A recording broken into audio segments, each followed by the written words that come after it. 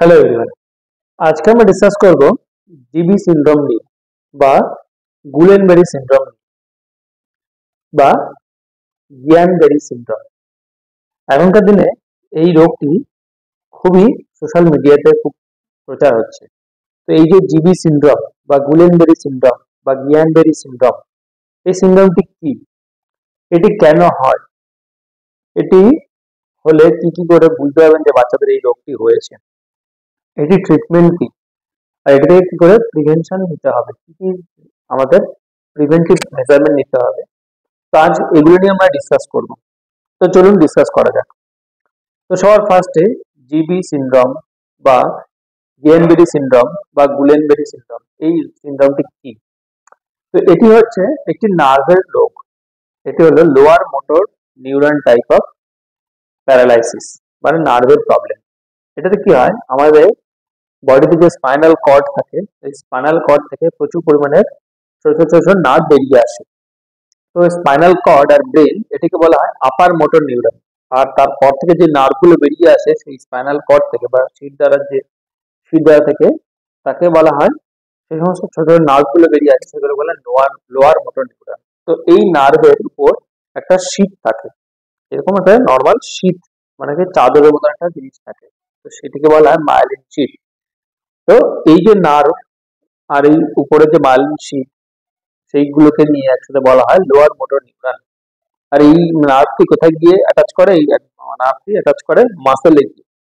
এই জন্য যখন ব্রেন থেকে কোনো স্টিমুলেশন আসে, সেটি এই নার্ভ থেকে স্টিমুলেট করে, আর নার্ভটি গিয়ে মাসেলকে স্টিমুলেট করে দিয়ে কোনো মাসেল অ্যাক্টিভিটি হয়। তার মানে যেমন সাপোজ এটিকে আমার তুলতে হবে, তাহলে আমরা এইভাবে তুলবো। তো এইটি ব্রেন থেকে কন্ট্রাকশন এলো, ব্রেন থেকে আসার পরে সেটি নার্ভে গেল, নার্ভ থেকে গিয়ে মাসেলে এলো, মাসেল থেকে এটিতে, তখন আমরা জিনিসটাকে তুলতে পারবো। তো এটিকে আমরা বলি যে নার্ভ রুট। এবার এই যে লোয়ার মোটর নার্ভটি আছে, সেই লোয়ার মোটর নার্ভে যদি কোনো রকম প্রবলেম হয়, তার উপরে যে মাইলিন শীট বা চাঁদের উপর যে তার উপরে যে চাদরটা বলেছি, তাকে বলা হয় মাইলিন শীট। এই মাইলিন শীটে কোনো প্রবলেম হলে এই নার্ভ কাজ করা বন্ধ করে দেয়। আর এটিকেই আমরা বলি গুলেনবেরি সিনড্রোম বা গিয়ানবেরি সিনড্রোম বা জিবি সিনড্রোম। তো এটি হলো lower motor neuron type of lesion বা নিউরোপ্যাথি বলা হয়। এবার এটি কেন হয় বা এটি কি একটু নতুন রোগ? অ্যান্সার হচ্ছে না, এটি কোনো নতুন রোগ নয়। এটি অনেকদিন আগে থেকে এই রোগটি হয়ে আসছে, কিন্তু এখন রিসেন্টলি একটু একটু বেশি পরিমাণে হচ্ছে বলে বাচ্চাদের মধ্যে বা বড়দের মধ্যে, এই জন্য আমাদের সোশ্যাল মিডিয়াতে এত বেশি এটি চর্চা হচ্ছে। তো এই রোগটি কেন হয়? এই রোগটি হওয়ার কারণ হচ্ছে এই নার্ভের উপরে যে মায়োলিন শীট থাকে, সেই মায়োলিন শীট কিছু প্রোটিন দিয়ে তৈরি হয়।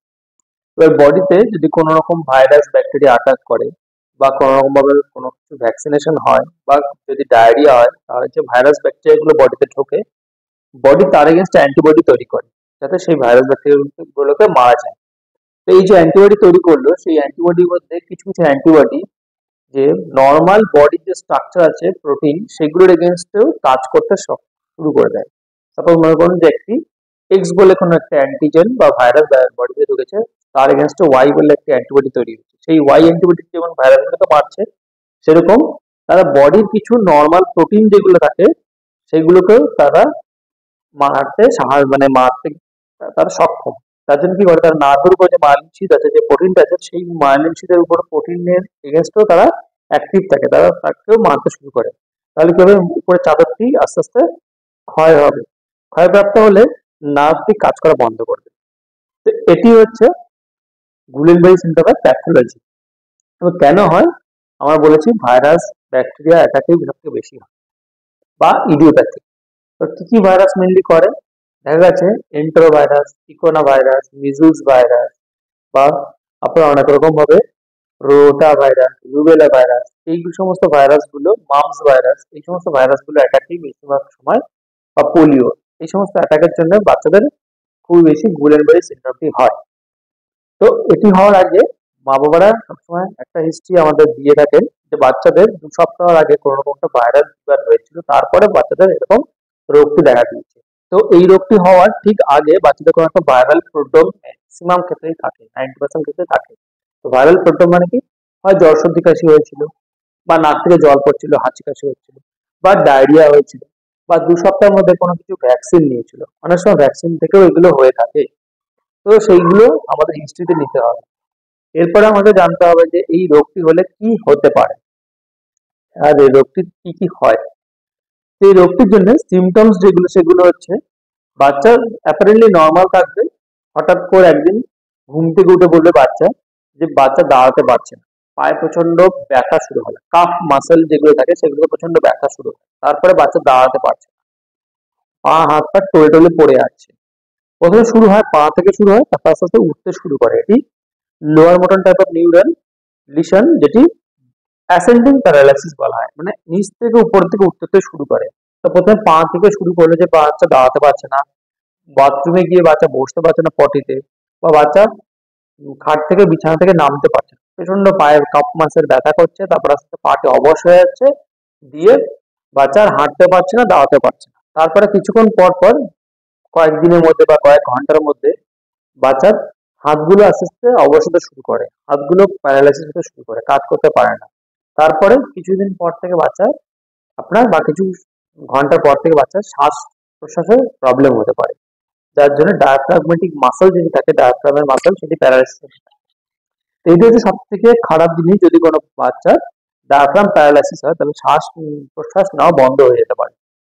এই জন্যে যখনই আপনার বাচ্চার এরকম কোনো সিমটমস হবে যে বাচ্চার হঠাৎ করে পা গুলো অবশ হয়ে যাচ্ছে, পা দাঁড়াতে পারছে না, পায়ে প্রচন্ড কাপ মাসলে ব্যথা করছে, হাঁটতে পারছে না, ঘুম থেকে উঠে বা যে কোনো সময় হঠাৎ করে টলে টলে পড়ে যাচ্ছে, বারবার বলছে আমার পায়ে জোর পাচ্ছি না, বা বাচ্চা দাঁড়াতে পারছে না, খুঁড়িয়ে খুঁড়িয়ে চলছে, সঙ্গে সঙ্গে আপনার ডাক্তারের কাছে নিয়ে যাবেন।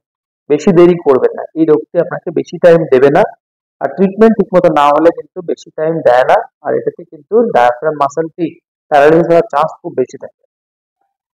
এই রোগে একটি জিনিস দেখা গেছে, এটি মোটর নিউরন ডিফেক্ট হওয়ার জন্য শুধুমাত্র মাসল গুলো প্যারালাইসিস হয়, কিন্তু কোনো রকম ভাবে সেন্সরি ইনভলভমেন্ট খুব রেয়ারলি হয়ে থাকে। সেন্সরি ইনভলভমেন্ট মানে যে স্পর্শ করলে, টাচ করলে বুঝতে পারবে, ব্যথা হবে, পা হাত পা গুলোকে হাতে চিমটি কাটলে বা পায়ে চিমটি কাটলে চিমটি গুলোর ব্যথা বুঝতে পারবে, কিন্তু মাসেল প্যারালাইসিস নাড়াচাড়া করতে পারবে না, মাসেল প্যারালাইসিস থাকবে।